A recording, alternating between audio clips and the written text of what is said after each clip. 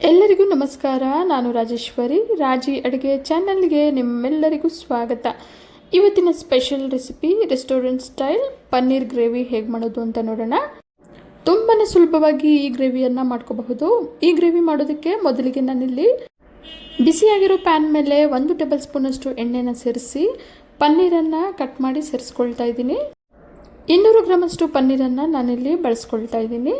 ಈಗ ಈ ಪನ್ನೀರನ್ನು ಮೀಡಿಯಂ ಫ್ಲೇಮಲ್ಲೇ ಎರಡೂ ಕಡೆ ಚೆನ್ನಾಗಿ ಫ್ರೈ ಮಾಡ್ಕೊಳ್ಳೋಣ.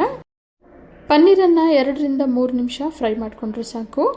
ಎಲ್ಲ ಪನ್ನೀರ್ ಪೀಸ್ಗಳನ್ನು ಫ್ರೈ ಮಾಡ್ಕೊಂಡಿದ ನಂತರ ಒಂದು ಪ್ಲೇಟ್ಗೆ ಸೇರಿಸ್ಕೊಳ್ಳೋಣ. 3 ಮೀಡಿಯಂ ಸೈಜ್ ಈರುಳ್ಳಿನ ಮೊದಲೇ ಫ್ರೈ ಮಾಡಿ ಇಟ್ಟಿದ್ದೆ. ಈಗ ಫ್ರೈ ಆಗಿರೋ ಈರುಳ್ಳಿನ ಮಿಕ್ಸಿ ಜಾರ್ಗೆ ಸೇರಿಸಿ 10 ನೆನೆಸಿಟ್ಟಿರೋ ಗೋಡಂಬಿನ ಸೇರಿಸ್ಕೊಳ್ತಾ ಇದ್ದೀನಿ. ನಂತರ 4 ಟೇಬಲ್ ಸ್ಪೂನಷ್ಟು ಮೊಸರನ್ನು ಸೇರಿಸಿ ನೈಸಾಗಿ ರುಬ್ಕೊಳ್ಳೋಣ. ನಂತರ ಬಿಸಿಯಾಗಿರೋ ಕಡಾಯಿಗೆ 2 ಟೇಬಲ್ ಸ್ಪೂನಷ್ಟು ಎಣ್ಣೆನ ಸೇರಿಸಿ ಎಣ್ಣೆ ಬಿಸಿ ಆದ ನಂತರ 1 ಟೀ ಸ್ಪೂನಷ್ಟು ಜೀರಿಗೆ ಸೇರಿಸಿ ಜೀರಿಗೆ ಸ್ವಲ್ಪ ಫ್ರೈ ಆದ ನಂತರ 3 ದಪ್ಪ ಗಾತ್ರದ ಫಾರಮ್ ಟೊಮೊಟೊನ ಪ್ಯೂರಿ ಮಾಡಿ ಸೇರಿಸ್ಕೊಳ್ತಾ ಇದ್ದೀನಿ. ಈಗ ಮೀಡಿಯಂ ಫ್ಲೇಮಲ್ಲೇ ಟೊಮೆಟೊ ಪ್ಯೂರಿಯನ್ನು 2 ನಿಮಿಷ ಫ್ರೈ ಮಾಡ್ಕೊಂಡಿದ್ದೀನಿ. ನಂತರ ಇದಕ್ಕೆ 1 ಟೀ ಸ್ಪೂನಷ್ಟು ಶುಂಠಿ ಬೆಳ್ಳುಳ್ಳಿ ಪೇಸ್ಟನ್ನು ಸೇರಿಸಿ ಮೀಡಿಯಂ ಫ್ಲೇಮಲ್ಲೇ 2 ನಿಮಿಷ ಬೇಯಿಸ್ಕೊಳ್ಳೋಣ. ಟೊಮೆಟೊ ಪ್ಯೂರಿ ಎಲ್ಲ ಚೆನ್ನಾಗಿ ಬೆಂದು ಮೇಲೆಲ್ಲ ಎಣ್ಣೆ ಬಿಟ್ಟಿದೆ.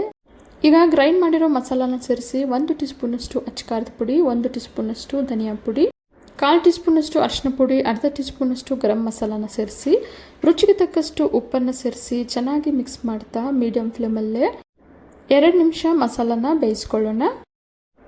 ಮಸಾಲ ಬೇಯಿಸ್ಕೊಂಡಿದ ನಂತರ ಮಸಾಲ ರುಬ್ಬಿರೋ ಜಾರ್ಗೆ ಸ್ವಲ್ಪ ನೀರನ್ನು ಸೇರಿಸಿ ಗ್ರೇವಿಗೆ ಸೇರಿಸ್ಕೊಳ್ತಾ ಇದ್ದೀನಿ. ಮಸಾಲ ಪುಡಿಗಳನ್ನು ನಿಮ್ಮ ರುಚಿಗೆ ತಕ್ಕಂತೆ ಸೇರಿಸ್ಕೋಬಹುದು. ಈಗ ಚೆನ್ನಾಗಿ ಮಿಕ್ಸ್ ಮಾಡ್ತಾ ಮಸಾಲ ಎಲ್ಲ ಚೆನ್ನಾಗಿ ಬೆಂದು ಮೇಲೆಲ್ಲ ಎಣ್ಣೆ ಬಿಡೋವರೆಗೂ ಬೇಯಿಸ್ಕೊಳ್ಳೋಣ. ಮಸಾಲ ಎಲ್ಲ ಚೆನ್ನಾಗಿ ಬೆಂದು ಮೇಲೆಲ್ಲ ಎಣ್ಣೆ ತೇಲ್ತಾ ಇದೆ. ಈಗ ಇದಕ್ಕೆ ನಾವು ಮೊದಲೇ ಫ್ರೈ ಮಾಡಿಟ್ಟಿರೋ ಪನ್ನೀರ್ ಪೀಸ್ಗಳನ್ನು ಸೇರಿಸ್ಕೊಳ್ಳೋಣ. ಪನ್ನೀರ್ ಪೀಸ್ಗಳನ್ನು ಯಾವ ಸೈಜಿಗೆ ಬೇಕಿದ್ರೂ ಯಾವ ಆಕಾರದಲ್ಲಿ ಬೇಕಿದ್ರೂ ಕಟ್ ಮಾಡ್ಕೋಬಹುದು.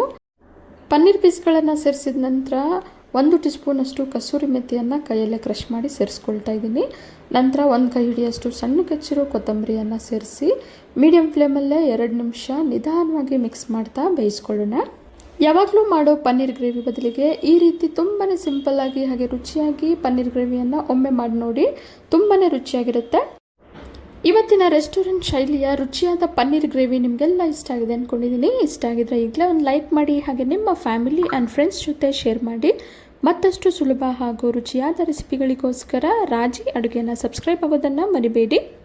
ಮತ್ತೊಂದು ರುಚಿಯಾದ ರೆಸಿಪಿಯೊಂದಿಗೆ ಮುಂದಿನ ವಿಡಿಯೋದಲ್ಲಿ ಸಿಗೋಣ. ಧನ್ಯವಾದಗಳು.